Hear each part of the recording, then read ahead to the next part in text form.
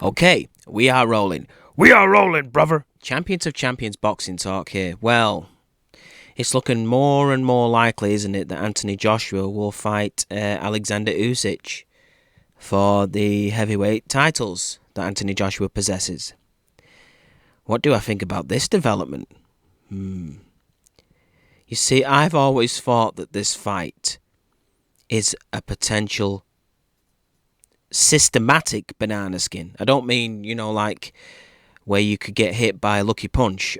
There's no such thing as a lucky punch in the boxing ring. A punch lands, it's fair game. That's what you're there for, to punch. So it's silly to say a lucky punch, but nonetheless, a well-timed punch by a fighter who's not as good as you can beat you. That's a banana skin, but I'm not talking about that specifically in this video. I'm talking about a guy who can systematically upset you, who's got the ability, who probably pound for pound might be better than Anthony Joshua. It's just a matter of, can Usyk deal with the weight? And he had a really good warm-up fight, didn't he, to the division with Derek Chisora, because Derek Chisora really put it on him. But he never managed to drop Usyk. And Derek Chisora dropped Joseph Parker, who Anthony Joshua couldn't drop. And, Chisora dropped Parker recently, in fact, in Joseph Parker's last fight. So, for Usyk to manage to get through that fight and win it pretty unanimously, he did look like he needed to acclimatise into the weight class, Usyk, to my eyes. But the boxing skills were still there, the speed was still there. He was surprised by the heat that Derek Chisora brought. But it is good because he gets to feel, the strength of the heavyweights and experience grow into the division rather than just, being put in there with an Anthony Joshua right away, if that makes sense. So now, Usyk kind of knows a little bit about what the strength is all about. And let's just say he's adapting to the heavyweight division. That's not a good thing really for Anthony Joshua. Because say Usyk managed to get to the level at heavyweight that Evander Holyfield did. Nobody could have anticipated what Evander Holyfield at cruiserweight coming up to heavyweight would do. Nobody would have. Most people would have predicted. In fact, they did even on the night that Mike Tyson would beat Evander Holyfield. Right? They just did. Nobody thought that guy would go up to heavyweight and be, possibly, definitely undisputed heavyweight world champion. It just is mind-boggling. The guys that he fought against, Riddick Bowe, he beat him once. Look at the size of Riddick Bowe. Right? But Evander Holyfield is a good boxer. Tremendous, but he was more of a warrior. He came into the flames. At least you could find him back. Usyk is, to me, he may not end up as good a heavyweight as Evander Holyfield, but he's more elusive. He's more, I think at times, doesn't get drawn into the fire. He's a responsible fighter in that sense. Evander Holyfield, it was all about being the real deal. It was all about going into war. But if Usyk manages to take his level that he had at cruiserweight up to heavyweight and adjust to the strength and the size of an Anthony Joshua, and let's not forget, Anthony Joshua does not fight like Derek Chisora. He's not always breathing down your neck, trying to wrestle you and trying to make things difficult in a phone booth sense. Anthony Joshua kind of stands centre of the ring, uses distance control, his range. That's how he fights. And he tends to wait till he's buzzed an opponent before he goes in there aggressively. Watch his last fight against, I think it was Pulev. That took Anthony Joshua a good 9 rounds to sort of soften that guy up. He didn't do that straight away. Now, if Pulev is capable, an old one at that, at going to the 9th round with a peak Anthony Joshua, no one's telling me that Usyk can't get through a few rounds here. And here's the problem. If Anthony Joshua has not got rid of Usyk early, right? If Usyk can manage to take what Joshua hands out to him, that's even if he allows Joshua to land, right? But if Usyk escapes the alleyway, the mugger's in the dark, for instance, he's waiting to pounce, but you manage to escape the alleyway just in time, I turned into Teddy Atlas there. But you know what I'm saying? If he manages to negotiate the first 4 or 5 rounds well, even if he is a couple of rounds down, that is not good news for Anthony Joshua. Do you know why? Usyk is a volume puncher. Usyk has a great gas tank. Usyk is very active. Throws a lot of shots. What does that remind you of? Only he's got better footwork than Andy Ruiz. But Andy Ruiz, he beat Anthony Joshua with combinations, not necessarily single punches.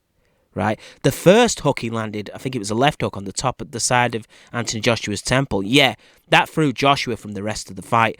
But had Andy Ruiz only been a one-punch specialist, let's say he just times opponents, doesn't throw volume or speed, he might not have been able to finish Joshua off there. Joshua might have recovered. But if Usyk gets you in trouble, expect the same thing to happen. He's gonna throw combinations. Here's the thing, he has that gas tank. And Joshua, sometimes he looks like he gasses in the ring. You know, I don't think stamina is his best friend, but it is Usyk.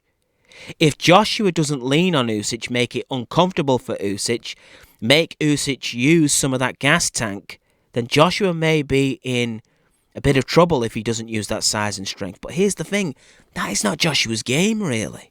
He doesn't fight like that. Yeah, he's an aggressor at times, but he's been boxing behind a jab lately, hasn't he? He did it with Andy Ruiz to a points decision in the rematch. He did it with Pulev. You know, it was a back foot sort of thing.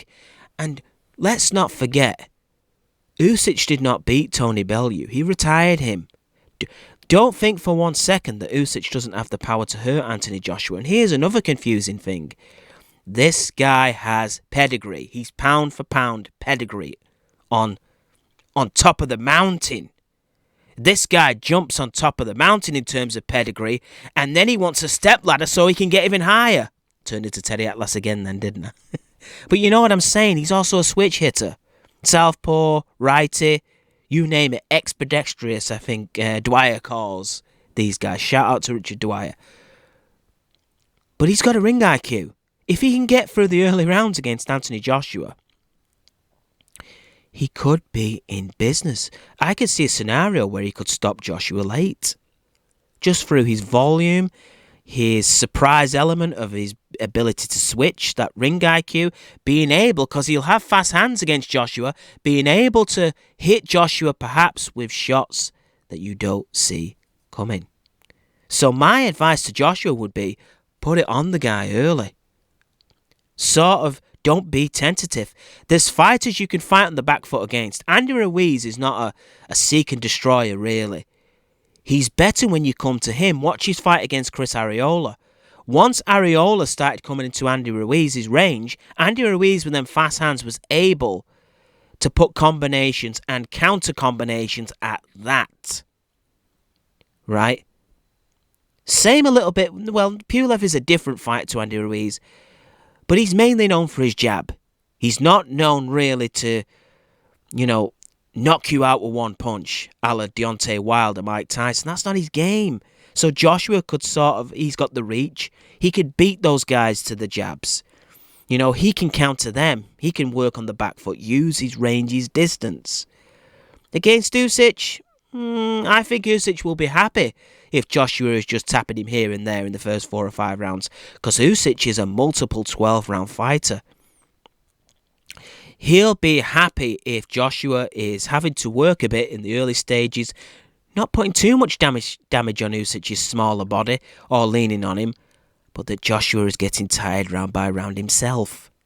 So my advice would be to Joshua, fire early, make him feel that strength early, lean on him early, fire to the body early, jab to the body. I know a jab is not necessarily a power punch, but when you're the size and strength of a guy like Anthony Joshua, a jab to the body will hurt a cruiserweight who has just been, shall we say, transformed into a heavyweight recently, an adjusted heavyweight. He's only his second fight into the heavyweight division, Usyk. Is that enough for him to be able to be used to the strength of an Anthony Joshua and the punching power of an Anthony Joshua. If it is, there's trouble.